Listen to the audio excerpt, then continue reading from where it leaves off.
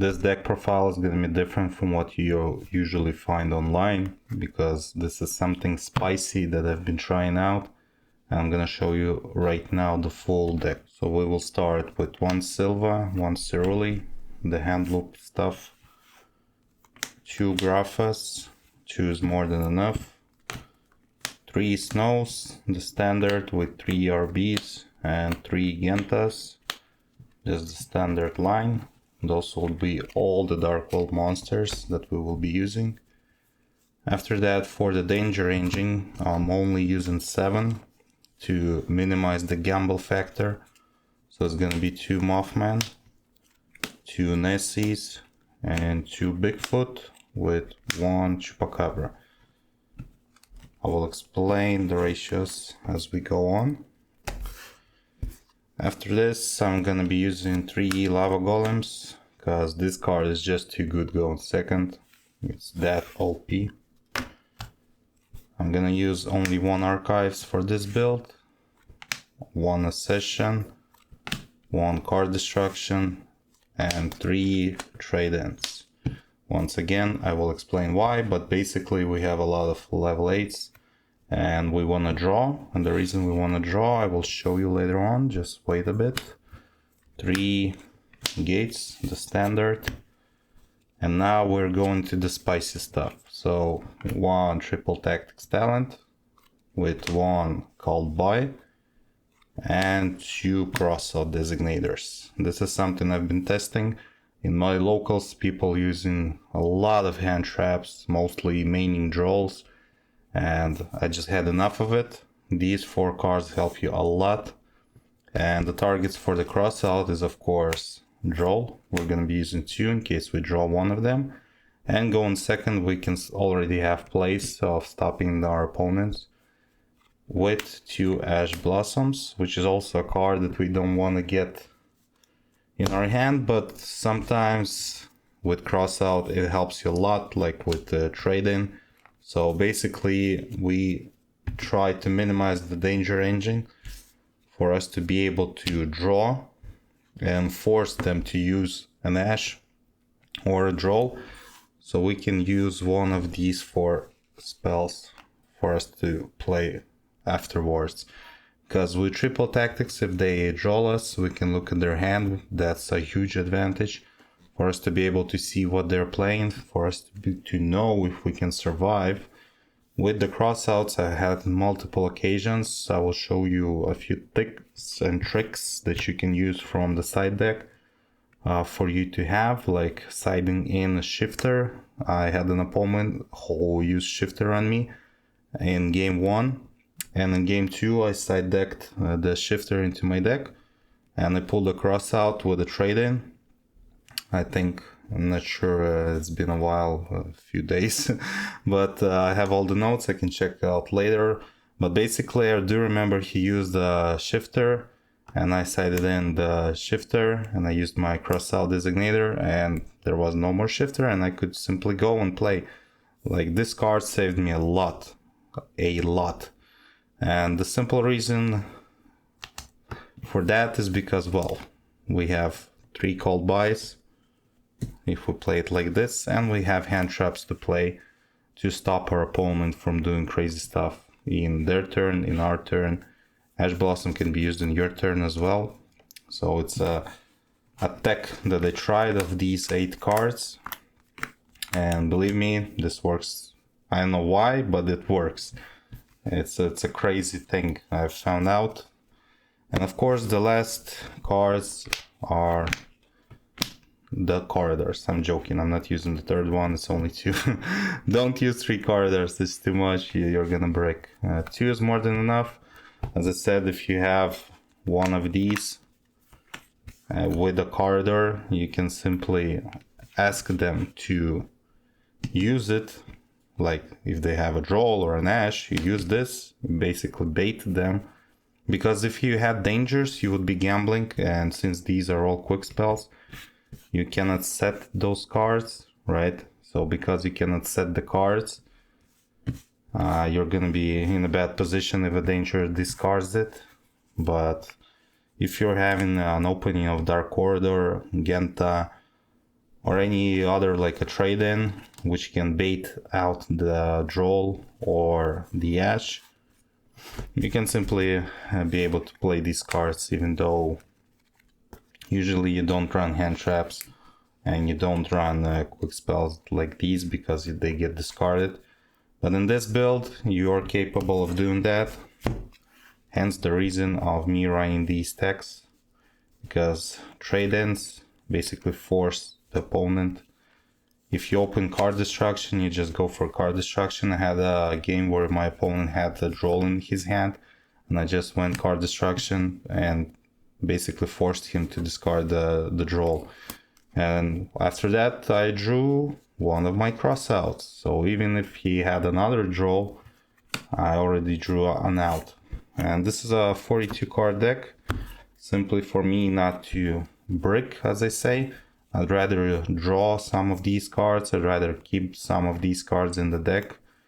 So that's the reason I went with 42 cards. I took out the lures, I took out the Zephyrs, I took out all of those cards that force my opponent to draw me, and try to maximize my opportunity and chances of stopping draw with this build. So that's a total of 42 cards in the main deck. Now we're gonna go to the extra deck. It's quite standard. It's gonna be 2 Grapha fusions, 1 Appaloosa, 1 Bagushka. Well, you have to play Bagushka. If all those tricks don't work out, you just Bagushka pass. But usually, from my plays that I did in locals, I never had to Bagushka pass.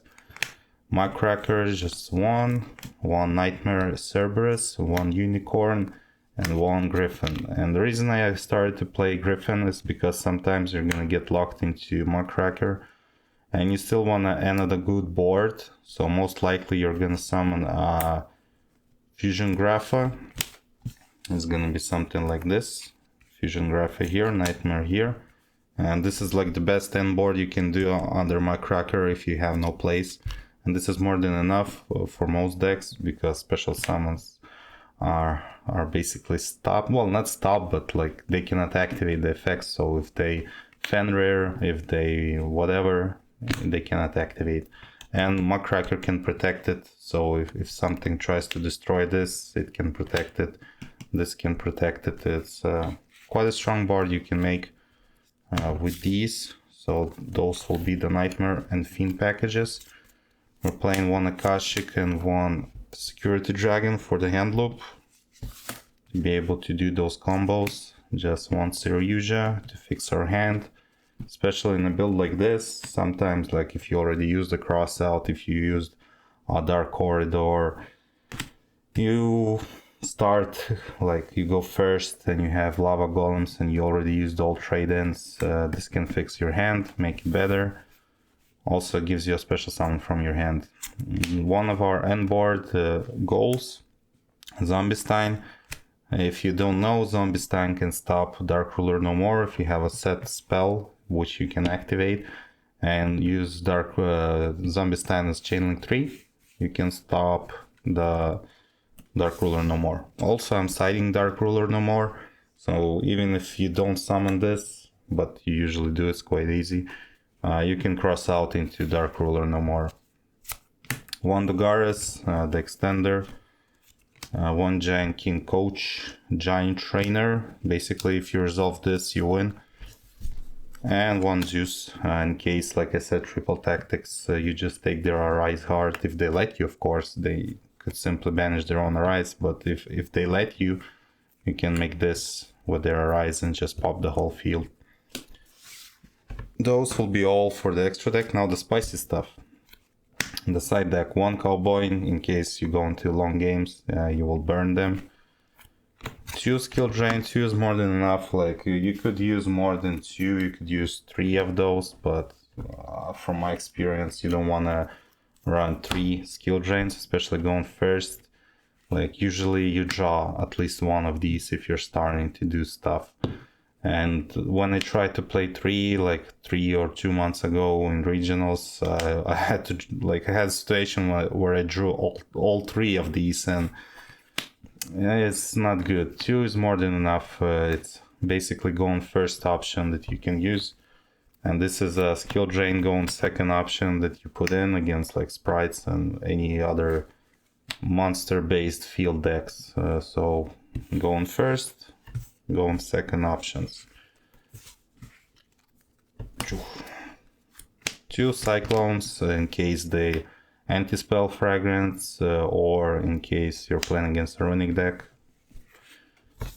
Self-explanatory. So these are the deck choices I'm running. As I said, the shifter, if you see your opponent like Vanquish Soul or let's say Kashtira or any other random like Flowing Deriz playing a shifter against you, you just side in one shifter and you can cross it out and they cannot shifter you for that turn. The reason I added an extra Ash and an extra Droll is because in some cases where you're playing against decks that get destroyed by Droll, you just take out one Ash Blossom for a third Droll. And in the other way around, if you're playing against like Labs or Branded, you can take out one Droll from your main deck and put in a third Ash. Basically a switcheroo for these options. And some few things that I prefer to run is another Bigfoot. Like in case you're playing against Kashtira, you have 3 trade-ins, you have 3 Bigfoots that way. It's easier to like destroy the Rise Heart and just play. And based on my experience, if they like do more summons, if they summon Shangria and so on, Lava Golem, 3 Bigfoots and 3 trade-ins usually always wins you the game against Kashtiras. 1 Harpy Feather Dusters, just in case like Labs or some heavy decks like Trap Tricks that are based on the back row, 1 off. And a thing that I run for my locals, just 3 Nibiru, because in my locals there are decks which are, well, they're easily beat if you draw one of these. But sometimes, like in this variant, I noticed that 3 Nibiru might be too much, especially with the way the deck operates right now. So these 3 can be any cards that fit you for your locals. It could be a second Silva, it could be an Eradicator, it can be a Denko Sekka, it can be Kaijus or like Grapha, whichever works for you. But in my locals, I prefer to have 3 Nibirus just to stop those decks that annoy me. And just for me to show you the things that you can side out, as I mentioned for the Ash Blossom and Drolls, 1 for 1, either this for another Ash or this for another Droll, depending on the matchup. But usually you keep these, you don't side them out. The other thing you can side out is one of the trade-ins, usually at least 1 if you take out the golems, because if you're going first, you will take these out, 3 golems will be out. And if you're taking 3 of these out, you might as well take out the trade-in for like skill drains or cards like that you will be using. I prefer to, most of the time, I prefer to side out at least 1 corridor, because it's one of those options, as well as the archives. These 2 cards can always be sided out, going first or second, irrelevant. If you need more cards from your side into your main deck, based on the matchup, you can side out these 2 as well, but at least keep 1 corridor in the deck. And usually in Dark Worlds I side out like a Zephyrus, I side out stuff like that. But in this build there's nothing else you could side out, because everything's engine and you pretty much need everything here, because this card will either return the 5th card on the hand loop, either let you draw, either like it does just too much, and there's not much else you can take out, honestly. These you will need, because sooner or later they will hand trap you. If they will not hand trap you and you can simply play, well, It's not relevant at that point anymore, because the biggest issue is getting drolled.